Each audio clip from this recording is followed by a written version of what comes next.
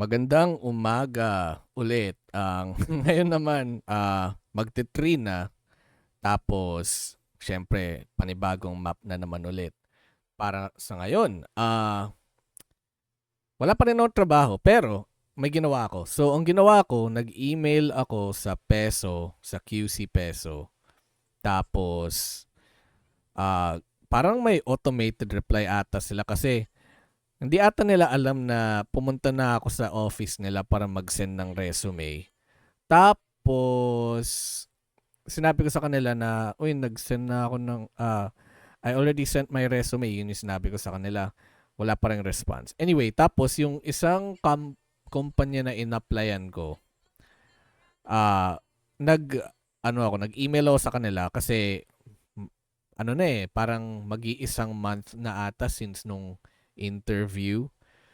So, ah, at least nag-respond naman. Sinabi naman nila na yung position is, ano na ba yun? Parang kino-consider pa rin nila ako para sa in-applyan kong position. Ah, yung ano kasi, yung issue ngayon, yung project manager ba yun or something? Basta yung ano, yung magiging supervisor ko kasi, nagfi-field work ata. So, ayun. Um, yung in-applyan ko kasi is internship eh. So, ayun. Ah, wala pang response mula dun sa magiging supervisor ko sa interview process.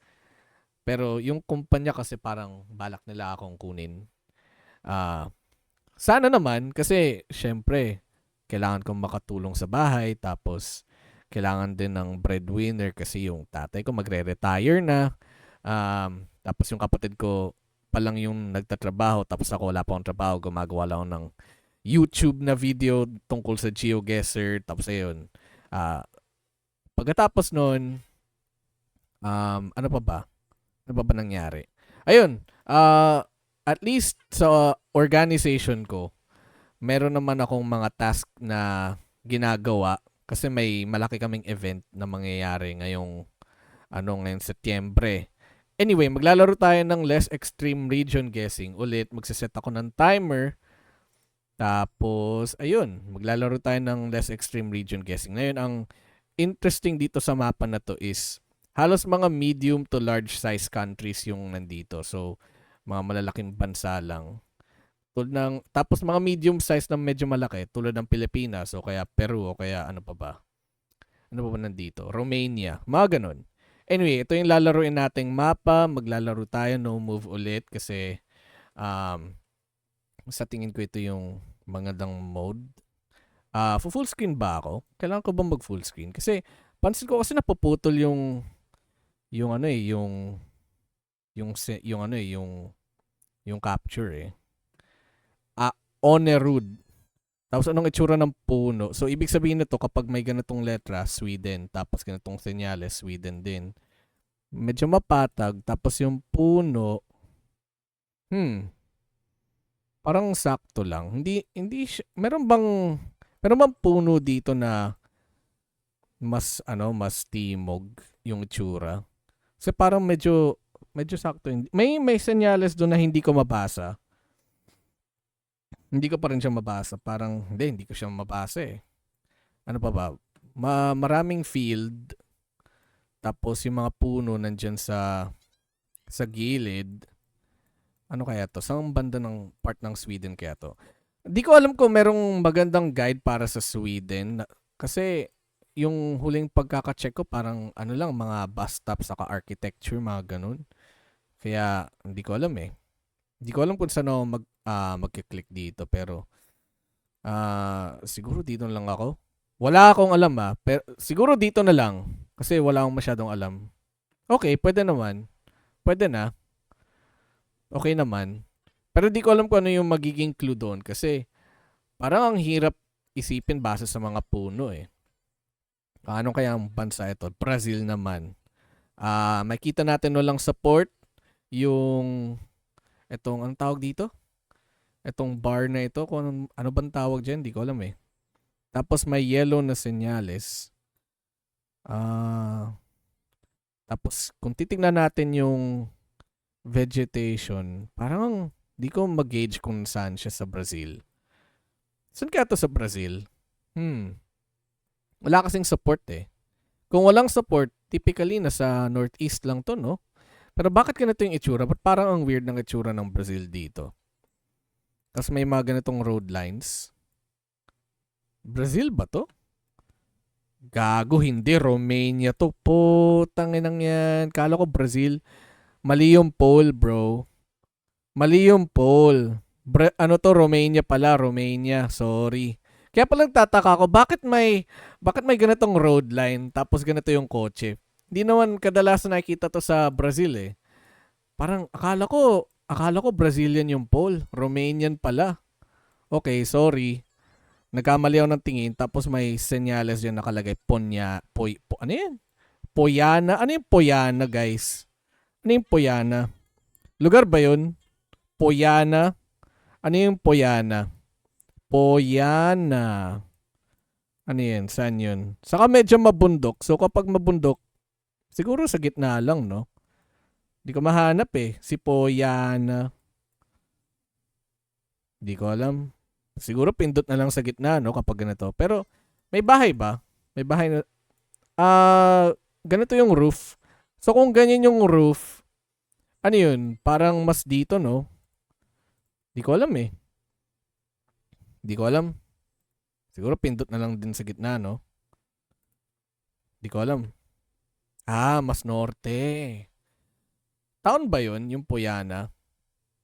Taon ba yun?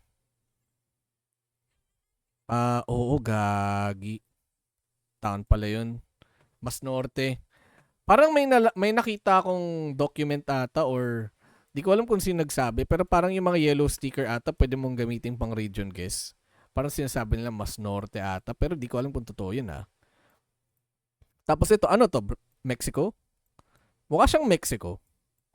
Siguro kasi nakita ko to. Pero baka Peru. Tingnan lang natin ah. Nasaan ba yung sun? Parang nasa norte yung sun. So ibig sabihin siguro nasa Peru tayo, no? Kapag ganito.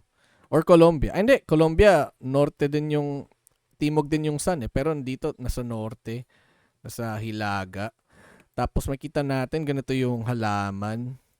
Akala ko Mexico nung una kasi ganito yung may agave, 'di ba, sa Mexico. Pero sa landscape parang mukhang Peru eh. Mas mukha siyang Peru ngayon. So kung Peru nga ito, saan ba sa Peru ito? Siguro nandito tayo, no? Kapag ganito kasi hindi ko masyadong kabisado, hindi ko masyadong alam yung itsura ng region guess. Siguro dito lang siguro, no? Kung pipindot tayo dito sa gitna. Siguro parang pwede na yan. Ay, mas norte. Bakit norte? Di ko alam eh. Kapag yung mga ganong klaseng mabundok na area, parang hindi ko alam. Hindi ko talaga alam. Tapos ito, meron naman tayong maiiksi na road lines sa tabi. Tapos yung puno mukhang mapapayat. And then may ganito tayong sign or ano tawag dito? Snowpole ata tawag dyan eh. I think kapag ganito, Sweden. Tapos medyo norte kasi medyo mabundok. Tapos maninipis yung mga puno. Pero sige. Tapos parang may river sa tabi natin, no? Meron kayang river, tapos may bundok sa norte ng Sweden.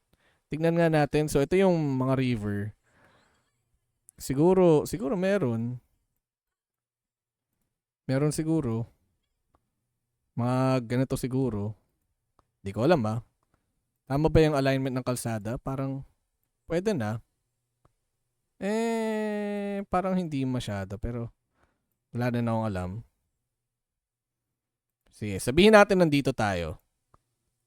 Nako. Bakit ganun? Bakit yung maninipis na puno sa mabundok nandito din sa baba? Hay nako, ganito talaga kapag Sweden, no? Tapos ito, ano to? Wow, ano to? Namibia ba to? Ganito itsura. Ano to? Wait lang, bakit? Anong bansa to? Kasi hindi to mukhang Kazakhstan, guys. Sigurado namang hindi Costa Rica, hindi naman to Costa Rica, no? Siguro, hindi. Alam mo kung ano to? Kenya. Alam mo bakit? Kasi kita mo kung saan nagda-drive yung mga kotse. Nagda-drive sila sa kaliwang side. Yung mga ganitong itsurang bansa na may nagda-drive sa kaliwa tapos may ganitong kotse. Sa pagkakaalam ko, Kenya ha. Pero Namibia hindi naman siguro kasi yung copyright 2024. Pero I think may nakita din ako 2024 copyright sa Namibia. Kaso yung Namibia hindi ganito ka, alam mo, hindi ganito ka, ka puno ng vegetation. Hindi ganito kahalaman. Tingin ko sa Kenya lang ito. Tapos kung sa Kenya, siguro nandito tayo sa may baba or siguro malapit lang sa Nairobi. Hindi ko alam eh. Sige, dito na lang siguro. Wow, okay. Pwede na. So makita natin yung score natin is 19,505. I mean, okay naman siya pero alam mo yun, hindi siya ganun kataas. Kasi yung Sweden no? Niloko tayo nung landscape kanina eh. Ay nako. Tapos ito ano to, may ganitong mailbox. Kapag may nakikita ka mailbox tapos ganito yung bahay, typically US yan eh. Pwede bang Canada yan? Parang bihira ka makakita ng mailbox sa Canada. Tapos yung bahay na ganito parang hindi din siya common sa ang tawag dito? Sa Canada. Tapos alam ko may mga tinitingnan yung mga tao sa road lines eh. Tapos yung puno, hindi naman siya yung, ano tawag doon? Lablabi pine ba yung tawag doon? Parang hindi siya yung ganong klaseng puno. Yung road line, typically may mga makikita ka dito mga bump or reflector ba yun? Kaso, yun yung, wala ka makita dito eh. So, di ko alam. Siguro, kung pipindot ako, siguro nandito lang tayo sa may kalagitnaan. Siguro sa Tennessee na lang, no? Pwede naman siguro Tennessee, no? Mayroon bang bundok? Wala naman. Parang yung bundok na sa taas eh. Pero di ko alam. Siguro pipindot na lang ako sa Tennessee. Di ko alam eh. Pwede na. Ano to? Kentucky ba yan? Parang Kentucky eh. Sakto lang. Sakto lang. Tapos eto, Australia. May issue ako. Hindi ako masyadong magaling sa mga Australian na rounds. Pero nakita ko may red. Ano nga ba kapag may red? Northern Territory ba yun o Western Australia? Parang hindi ko pero may mga ganito ang tawag dyan, yung mga termite mound yan eh. Termite mound kita mo yan? May termite mound. Kapag may termite mound, sigurado naman nasa norte tayo, no?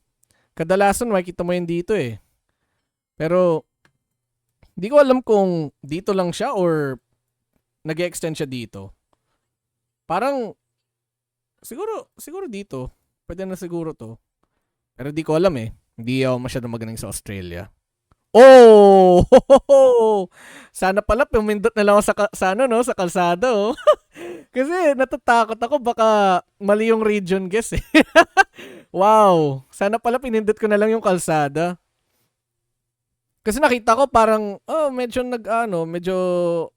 ano yung tawag dito? Medyo diagonal yung kalsada. So, sakto lang, 'di ba? Wow. Gulat ako dun, guys. Tapos ito, ano to? Argentina. Base sa may pole. Tapos, base sa mga pole. Tapos yung sun, nasaan? South? Wait, teka lang, ha? Wait. Bakit ganun? Wait lang. Gagi. Akala ko Argentina. Para mali pala yung pole, no? Kasi mali yung sun eh. Yung sun nasa timog. Tapos ganito itsura ng landscape. May ganito ba sa US? Siguro meron. Right side slow. Kung English, sigurado namang ano to. US to. Pero kung US, saan kaya to pwede? California ba? Wala akong makitang California na pole eh. Pero may mga, siguro New Mexico no, kapag ganito. Wala akong makitang California stripes. Meron ba? May California stripes ba? Parang wala akong makita. Pero ayun, siguro nasa New Mexico tayo. Di ko alam. Pwede naman siyang Arizona. Pero sige, sabihin natin New Mexico tayo. Di ko alam kung tama yung hula ko dito. Nako, yun nga yung 50-50. O, kita mo yan, 50-50 yan eh. Arizona lang yan. Oo, may senyales tayo guys. Teka lang, abangan natin. Weltevrede Kunwana. Kunwana. Generation 2 yung camera. Yung sun nasa Hilaga. Meron pa bang ibang senyales dito guys? Parang walang makita.